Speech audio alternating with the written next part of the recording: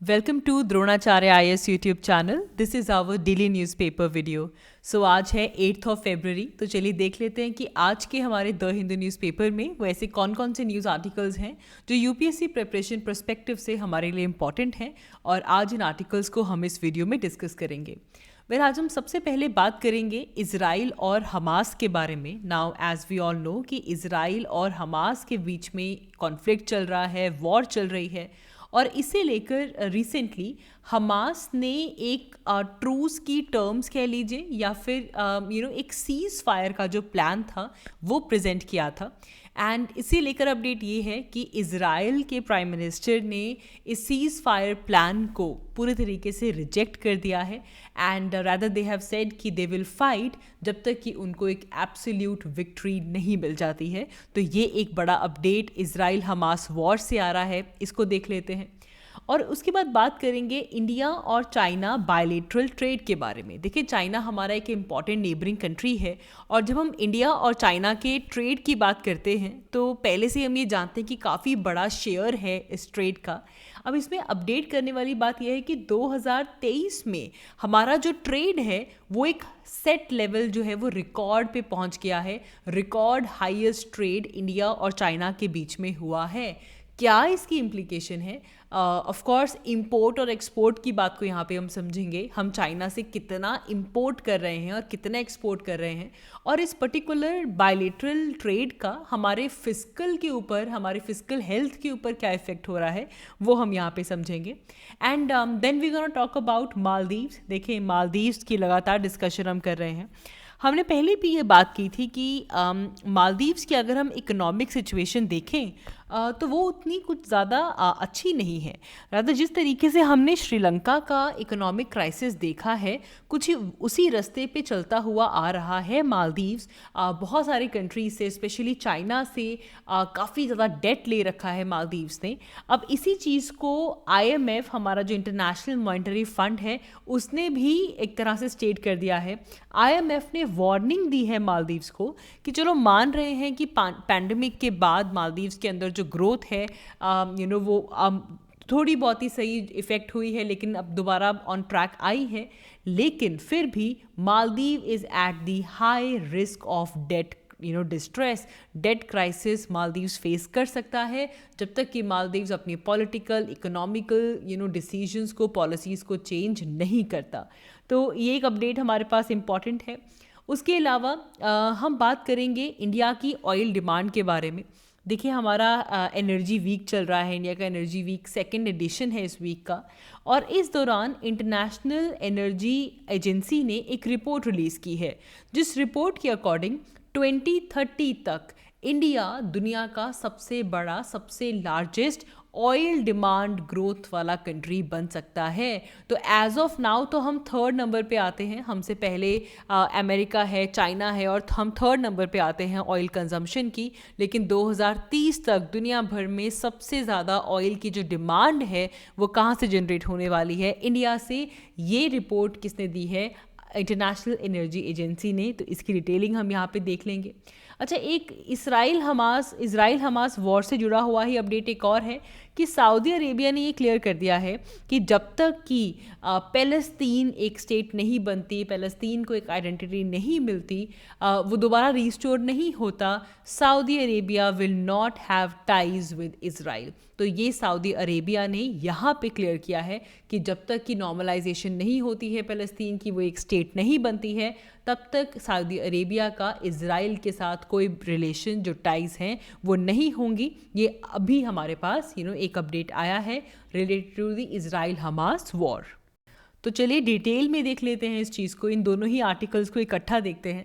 तो सबसे पहले तो the first headline is this only: the Israel PM rejects Hamas truce terms and vows to fight until absolute victory. ठीक है, तो हमास का जो सीज फायर प्लान था उसे रिजेक्ट कर दिया है। एंड ये सीज फायर प्लान इसलिए भी इम्पॉर्टेंट था कि जिस दिन US के सेक्रेटरी एंटनी ब्लिंकन इज़राइल में थे, उस दिन ये सीज फायर प्लान आया था, तो होप्स बहुत ज़्यादा हाई थी इससे। एंड लेकिन इसे लेकर यही है कि PM जो इज़राइल के हैं नेतन्याहू, उन्होंने रिजेक्ट कर दिया है इस ट्रूस टर्म्स को, इस प्लान को। ठीक है। तो ऑफ कोर्स हम देख रहे हैं कि जो प्लान जो आया था हिमास का, ये एक 3 स्टेज प्लान था, जिससे कि कोशिश ये थी कि 3 स्टेजेस में, 3 ट्रूस पीरियड्स में जो ये वॉर है इसे एंड किया जाए। एंड ये जो प्रपोजल है ये इवन लास्ट वीक कतर और जो इजिप्ट के जो लोग मीडिएट कर रहे हैं उनके थ्रू ये प्रपोजल आया था। एंड हालांकि अब इस प्रपोजल को यहाँ पे डिनाई कर दिया है इजराइल ने।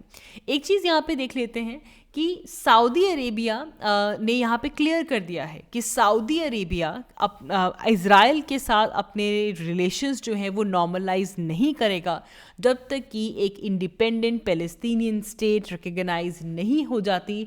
तब तक सऊदी अरेबिया इज़राइल के साथ रिलेशंस को नॉर्मलाइज नहीं करेगा।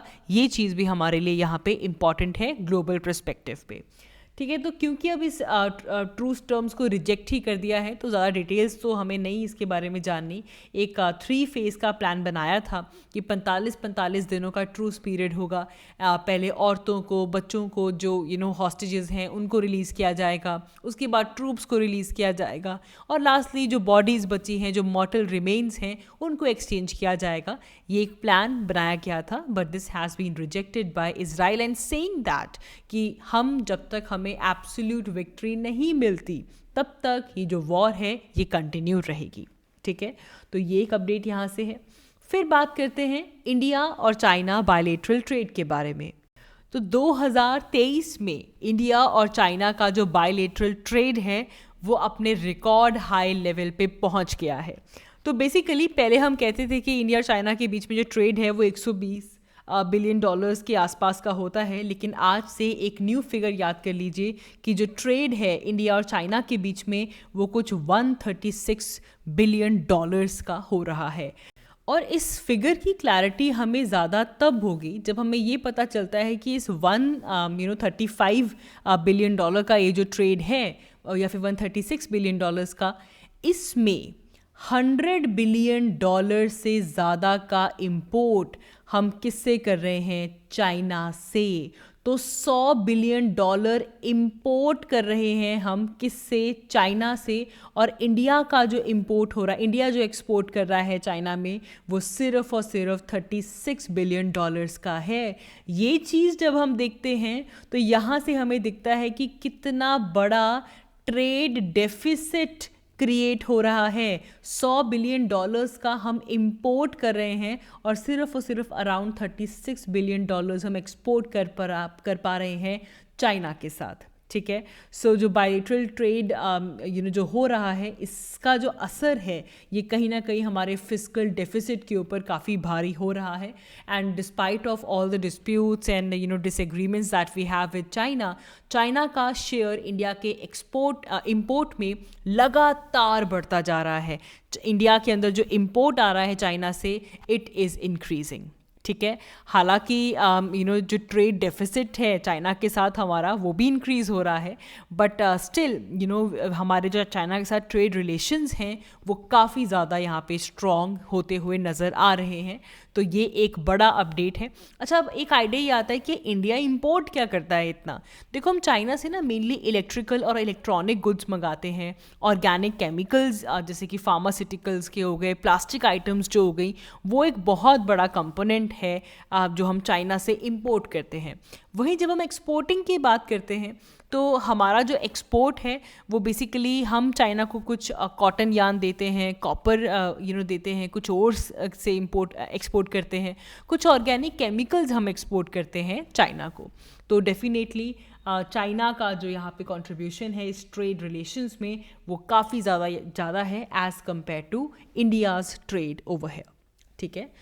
देन एनर्जी पर्सपेक्टिव से इम्पॉर्टेंट न्यूज़ ये है कि इंटरनेशनल एनर्जी एजेंसी ने एक रिपोर्ट रिलीज़ की है which is Indian oil market outlook to 2020, ठीक है। तो बेसिकली गोवा में हमारा इंडिया एनर्जी वीक चल रहा है, ठीक है, इंडिया एनर्जी वीक।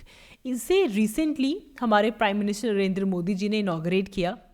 ये 2024 में ये जो इंडिया एनर्जी वीक है ये 2nd एडिशन है, ठीक है। और इसमें इंटरनेशनल एनर्जी एजेंसी ने रिपोर्ट रिलीज़ की है Indian oil market outlook to 2030, जिसमें ये इंडिकेट किया गया है कि 2030 तक इंडिया के अंदर जो ग्लोबल ऑयल डिमांड होने वाली है वो इंक्रीज होने वाली है, इतनी इंक्रीज होने वाली है that India will become the largest source of the global oil demand. As of now हमारे पास सबसे पहले नंबर पे आता है यूएसए, सेकेंड नंबर पे आता है चाइना और थर्ड नंबर पे आता है इंडिया। लेकिन ये सिचुएशन चेंज होने वाली है बाय 2030।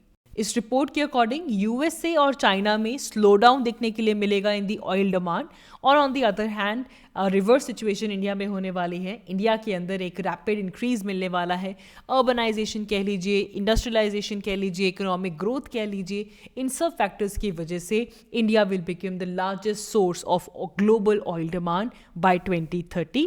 एक इंपॉर्टेंट अपडेट यहाँ से ले लीजिए।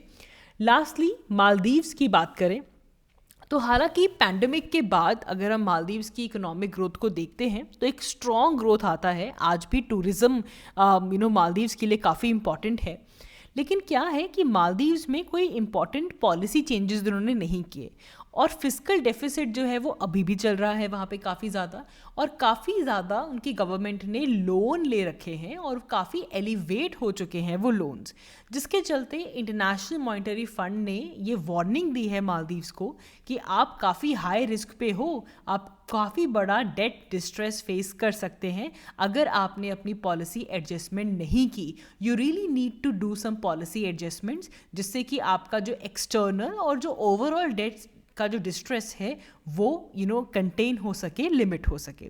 इससे पहले भी वर्ल्ड बैंक ने भी ऐसी असेसमेंट की थी, उसमें भी यही कहा गया था कि मालदीव्स एक फिस्कल स्ट्रेन फेस कर रहा है और जो कि आगे जाकर एम्पलीफाई हो सकता है। ठीक है, एंड हालांकि अब हम ये देख ही रहे हैं कि मालदीव्स के अंदर न्यू प्रेसिडेंट आए हैं, उन्होंने भी यही कहा था कि वो कुछ न्यू रिफॉर्म पॉलिसीज़ लेकर आएंगे, जैसे कि कंट्री के जो फाइनेंसेस हैं वो इनको इम्प्रूव करेंगे और जो डेट है उसे कम करेंगे और फिस्कल कंडीशंस को इम्प्रूव करेंगे जिस सस्टेनेबल स्टैंडर्ड्स के अकॉर्डिंग। तो अब ये देखना ज़रूर होगा कि चाइना, अब देखो यहाँ पे इम्पॉर्टेंट बात ये है कि हम देख रहे हैं कि चाइना की तरफ टिल्ट हो रहा है मालदीव्स।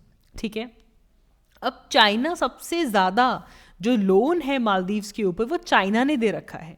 चाइना 1.4 बिलियन डॉलर्स ओ करता है मालदीव से। सबसे ज़्यादा लार्जेस्ट बायलेटरल क्रेडिटर जो सबसे ज़्यादा पैसा दे रखा है मालदीव्स को वो कौन है? चाइना है।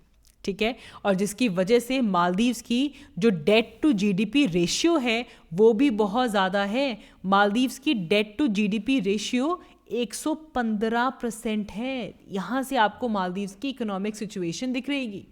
हाँ, on the other hand China ने डेफिनेटली कहा है कि वो डिस्कस करेंगे किस तरीके से मालदीव्स की हेल्प की जा सकती है, वो कैसे पे बैक कर सकते हैं इन ईजी टर्म्स। तो हम हेल्प ज़रूर करेंगे मालदीव्स की, लेकिन ये जो सिचुएशन है ना, tax to GDP ratio, sorry debt to GDP ratio, कितना डेट है जीडीपी की कंपैरिजन में, 115% का डेट टू जीडीपी रेशियो है। और चाइना सबसे बड़ा क्रेडिटर है जिसने मालदीव्स को लोन दे रखे हैं और 1.4 बिलियन डॉलर्स।